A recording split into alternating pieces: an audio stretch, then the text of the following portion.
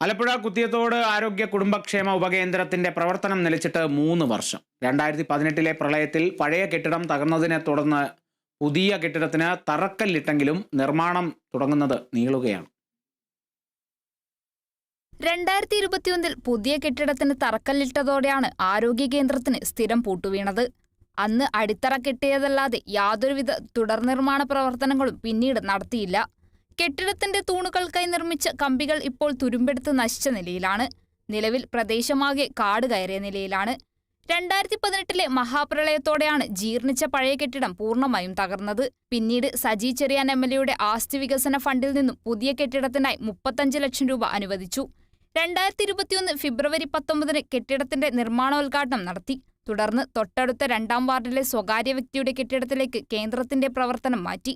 എന്നാൽ അതിനുശേഷം ഡോക്ടർമാരോ ആരോഗ്യ പ്രവർത്തകരോ ഇവിടേക്ക് എത്താതെയായി. ഏകദേശം 2018 പ്രളയത്തോടുകൂടി കെട്ടിടം പൂർണ്ണമായി നശിച്ചു പോവുകയും 1 മുതൽ 4 വരെയുള്ള ജനങ്ങൾക്ക് ആവശ്യമായ യാതൊരുവിധ സേവനങ്ങളും ലഭ്യമല്ലാത്ത രീതിയിൽ കെട്ടിടം പൂർണ്ണമായി നശിച്ചു പോവുകയും ചെയ്തതാണ്. 2021 ഇത് സബ് സെന്ററിന്റെ പുതിയ കെട്ടിടത്തിന് വേണ്ടി തറക്കല്ലിടുകയും ചെയ്തതാണ്. നാളിതുവരെ ഇതിന്റെ യാതൊരുവിധ തുടർ നടപടികളും ഉണ്ടായിട്ടില്ല. ജനങ്ങൾ മരുന്നുകൾ വാങ്ങാൻ പോകുന്നതിന് വേണ്ടി വളരെയധികം ബുദ്ധിമുട്ടുകളും പ്രയാസവും അനുഭവിക്കുകയും ചെയ്യുന്നു.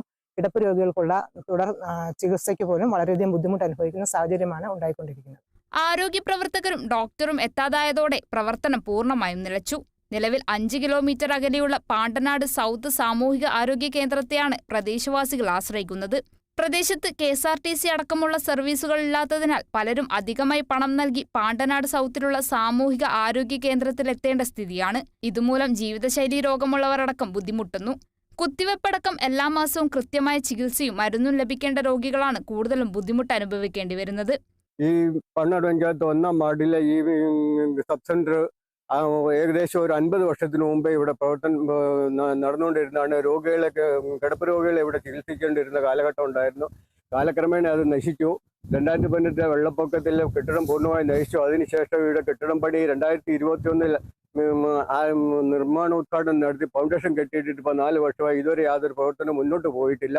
കേന്ദ്രം താൽക്കാലികമായി ആരംഭിക്കാനുള്ള കരാർ എഴുതിയെന്നാണ് അധികൃതരുടെ വിശദീകരണം. എന്നാൽ ആരോഗ്യ ഉപകേന്ദ്രത്തിന്റെ നിർമ്മാണം പൂർത്തിയാക്കി ജനങ്ങൾക്കുള്ള ചികിത്സാ സേവനം പൂർണ്ണ നിലയിലാക്കണമെന്നാണ് നാട്ടുകാർ ആവശ്യപ്പെടുന്നത്. Kerala vision news, Alappuzha.